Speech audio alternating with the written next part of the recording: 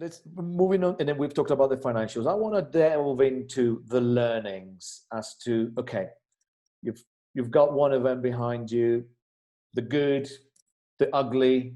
I guess is there anything ugly that you I don't know. Plenty. Okay. Is there anything that you want to share with us on the ugly that probably the audience can learn from? Yeah, so I think there's, I guess, it sounds like there's small points, there's teething points on it. One of them is quite literally, if you think about it in terms of building a studio, at the very beginning, I should say, apologies if there is screaming behind the scenes. Welcome to lockdown. This is my children arriving home from school somewhere. But we actually struggled with, obviously because of the restrictions in place in the UK at that time, having too many people in the space working on the project, and that created a problem, because we had to be very focused around who was working in that studio space at one time, and that stopped us from having sponsors in the building, which was a challenge. So that was a problem. And also, again, I don't know, this is probably a, separate discussion, but I said we use SpotMe.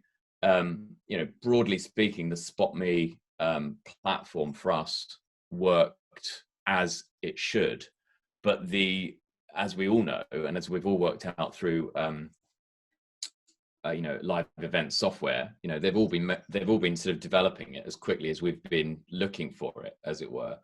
And we had challenges there on immediacy and response times on the customer service side, which did reflect on the event itself.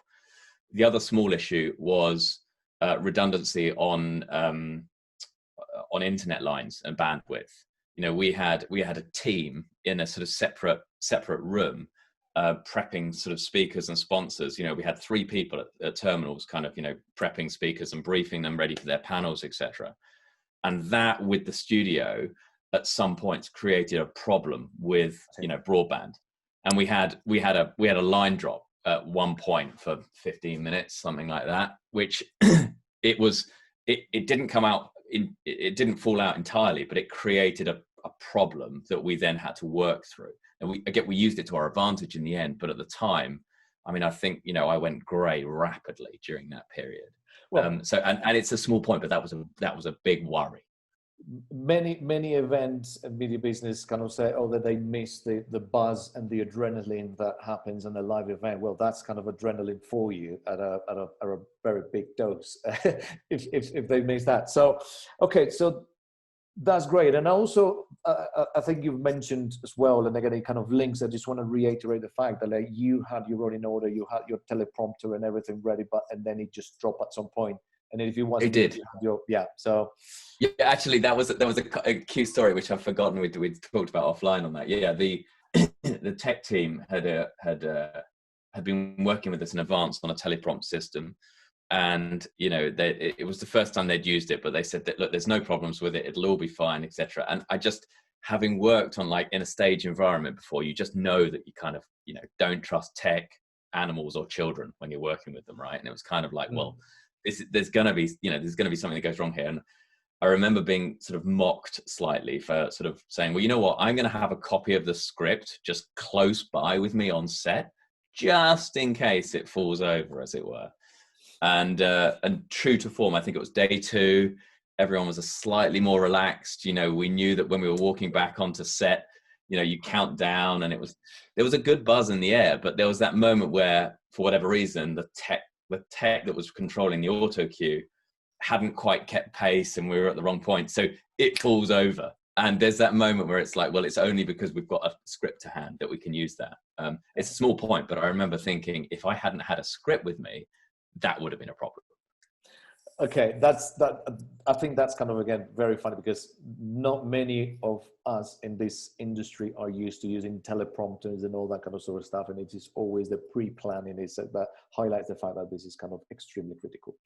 Now let's talk about the good, because I think ultimately, as a business owner, you're doing this for a reason, right? And we have discussed in various forums and the various groups that we probably share, that we belong to, LinkedIn, everywhere. The key fundamental aspect is that an organizer will go through this massive undertaking because they want to build barriers to entry for competition. They want to raise the bar with the quality of what they do. Again, you are very, very true to your values on creating tremendous amount of value for your audience, for your members, for your community. And so this is kind of, you've taken 2, 3, 5 steps forward to make sure that this happens. So the good, what is the good of all this, Adam? So why spend X amount of money? Why spend X amount of energy, effort, brain cells and everything when you could have done Zoom? Although you already clarified that it was just boring. You just want to do something different. So what are you going to take from all this that many people in the audience can take at themselves as well? I remember being asked that question by multiple people throughout the process, not least our team and my project manager lead, who was sort of, he was, absolutely saying yes to all these crazy ideas along the way. For us, really, again, we talked about this sort of briefly before, but, it was, I'm a firm believer that,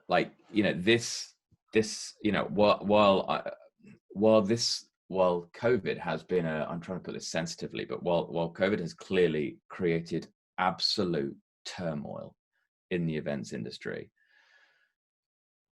I'm always a glass is half full kind of person. And I do believe that out of that, there is a lot of opportunity that, has to come from it.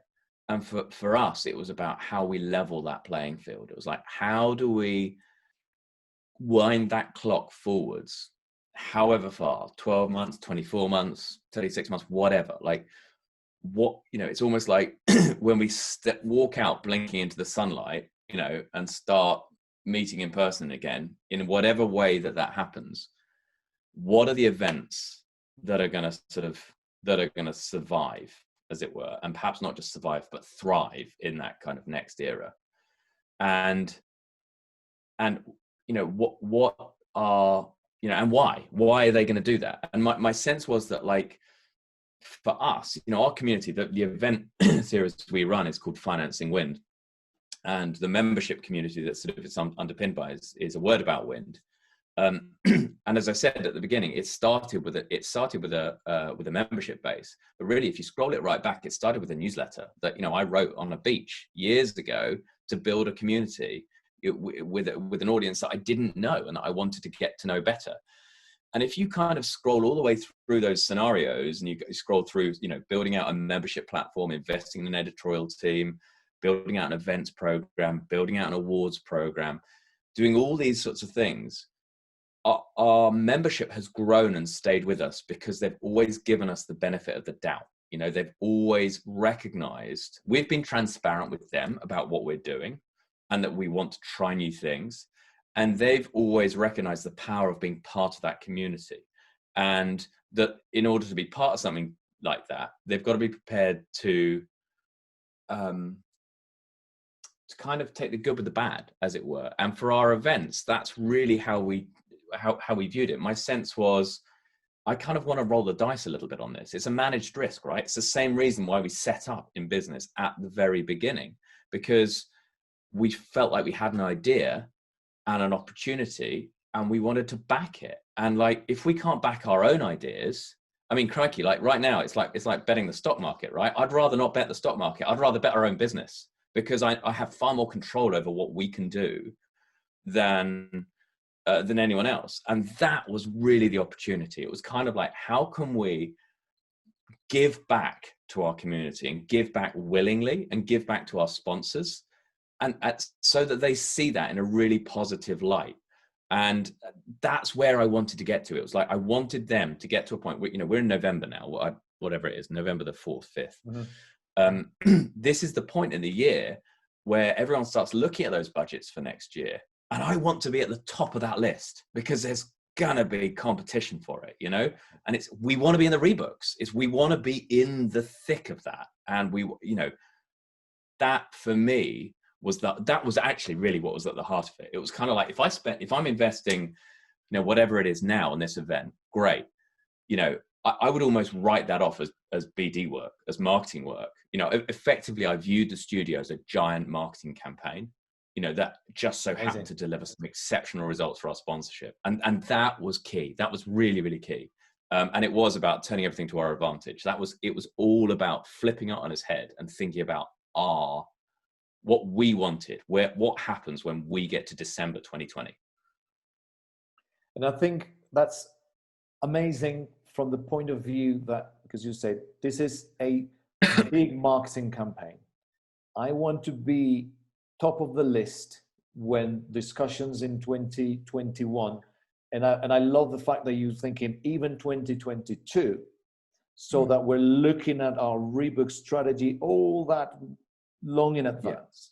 And we want to be at the top of that conversation, because we would have already delivered some tangible value that is beyond because what we were, the talk with all of entrepreneurs right now is, okay, the barriers have come down. Anyone can just launch an event business, or it can launch on a virtual event from the back of their room, from in their apartment, in their flat.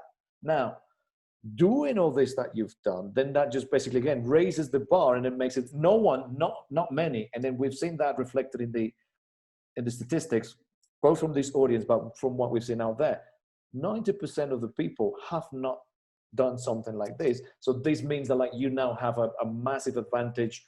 You have a seat at the table, or at least on the top of that pile, that's going to differentiate you among the crowd.